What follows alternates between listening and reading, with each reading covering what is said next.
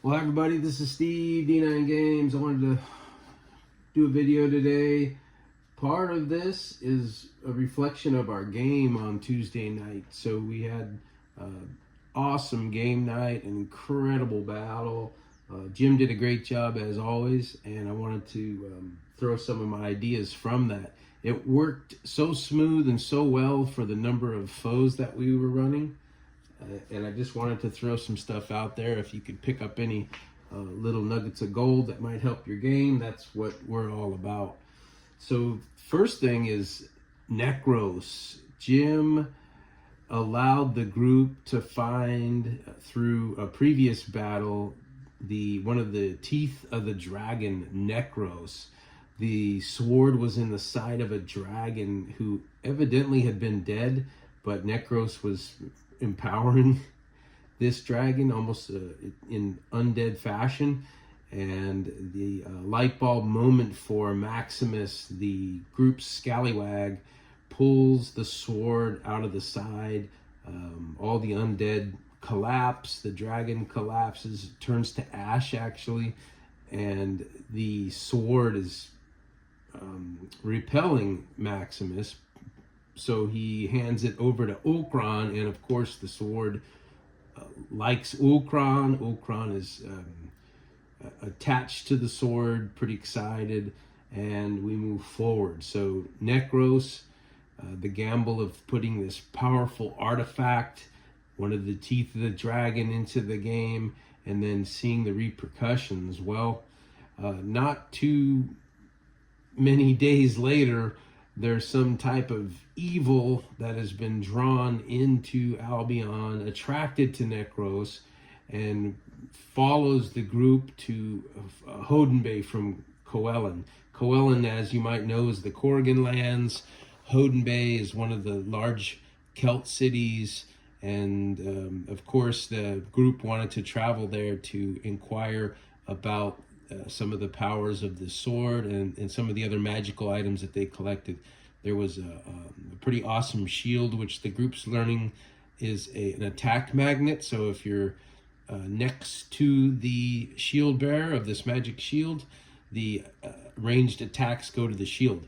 So that was a pretty cool feature in battle. We quickly found out, as we got riddled by 25 arrows per round as a group, we were hiding behind that shield. So at least a couple of us were able to tank up behind the shield, and our fighter, the fighter who has the hand of Eliakim, was running this magical shield. And so Jim was like, okay, 5, 10, 15, 20, you have 25 arrows coming your way. So he's making 25 defenses each round, or anywhere between 20 and 30.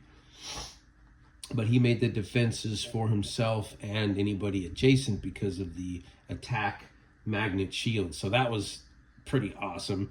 Of course, with that many rolls, enlightenment's going to happen, and of course it did. So Dylan, who's playing Samson, the zealot, decided as an enlightenment, and we were able to take a off season so that he could actually ice that enlightenment. Or no, actually, we haven't taken that off season yet. The next off season we take, which I believe we're doing in the Elven lands, fast forward a little bit, he'll be able to enlighten this defensive ability. And what he's chosen to do, custom design, talking to the game master, is roll one defense roll, which captures 2 defenses. So if he's got 25 defenses to make, he might only roll 12 or 13 rolls. So that makes it a little quicker for gameplay. Also, you have a tendency to succeed more than you fail, and we actually buffed that enlightenment a little bit to where if he succeeds, it absorbs 2 arrows, no damage, or deflects 2 arrows, no damage, and if he fails, it only fails 1 of the shots. So you got 2 shots coming in on every defense. If you succeed on 2. If he fails, he only fails on 1. So he only gets hit by 1, and with all the armor he has and the fairly low level undead archers, he was taking a glancing blow. Even with that, it was roughly 80, maybe 90 defenses that he absorbed.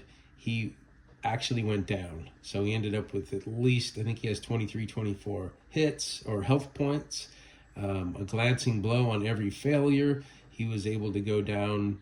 And then, of course, Maximus, to save the day, takes his last healing potion, pries his mouth open, throws it in, and he was able to succeed on a coordination check just to make sure he didn't choke on the potion. And he was up, and we're all able to make it up the ladder. But it would not have happened. It would have absolutely been a TPK if the Ezra, the wizard, hadn't asked his copper dragon ally, and in this case playing the part of the copper dragon would be one of my Manicore minis, to jump in and take some of the heat, some of the ranged attacks, and as you can see, these horde of zombies. The next thing regarding this battle that popped up was how in the world were we able to run some 100 undead against the party? Well, the way Jim did it is each one of his undead minis represented 5. So I think he had something like 30 of them out there. So that's about 150, probably more like 100 minions, and then 10 bosses or 10 more skilled undead and a couple of leaders. So this is just kind of a paraphrase of last night, what I've designed, but I wanted to put it up so I could explain it a little better and show you how we did it. But for example, and I gotta say, Tehran was instrumental with her ranged attacks. She's a pretty powerful bowman. If she hits this undead here, which represents 5, and does maybe a double shot and kills 2, we would take that 5, turn it into a 3, and then put like a little dice there. And we know there's only 3 left. I think Jim was doing it from his paperwork, which is great. I like to use the mini dice. So, oh, you missed. So this guy's, everybody's 5 if they don't have a dice. If you hit them, kill one of them. Now there's 4 in that little group there. So that's how we would run the horde. And then at some point, with the Copper Dragon getting involved, they decided to retreat, regroup, and come back to get this sword another day. So obviously Necros is attracting these undead leaders. They want the sword, they want the power, and here we are. The shield was awesome. Attack magnet, we were able to, I got my character as a mage down to 1 health point with maybe 4 or 5 rounds to go. So I was able to survive. I roped myself around the fighter's waist. I'm a little Corrigan gnome type, and I just was hanging, passing out, barely making it. And then, of course, this was only one wing of the battle, where maybe a 10% of the greater battle, where the rest of the city was fighting off the other 90% of the undead. So that's how we ran it. It was absolutely awesome, super smooth. We were even able to get out of this battle, take a long rest, and adventure toward the Elven lands, where we had another group, and they could tell we weren't doing very well because most of us would have off-season health. I think I was down to maybe 4 health. Everything else was off-season, so I was really trying to hide behind the shield. And we ran into about a dozen cultist weirdos with a bunch of boar masks on that wanted to take our loot because they saw that we were limping and bandaged up, and that was swaying their decision or their morale toward wanting to wipe us out and take our stuff. So we did manage to succeed that battle. We were a little more regrouped as a team, and it was only 5 or 6 versus 12, not versus 150.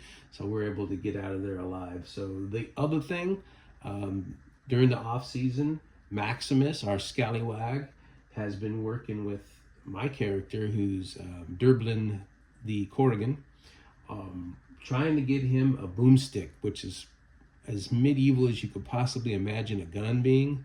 And without saying no, but also not saying yes, Jim decided that off-seasoning with the elves, they wouldn't want anything to do with the boomstick because it deals with beast magic like ammunition. And they said maybe the Corrigan, that would be up their alley. So it's going to have to be another mission for another day and another off-season. But definitely like the way Jim did not say no. but he said it's going to take you several off seasons and a different group of allies to work with to get that done.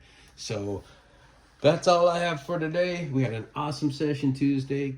Great GMing Jim. Awesome. And look forward to fashioning this boomstick with Maximus, our scallywag.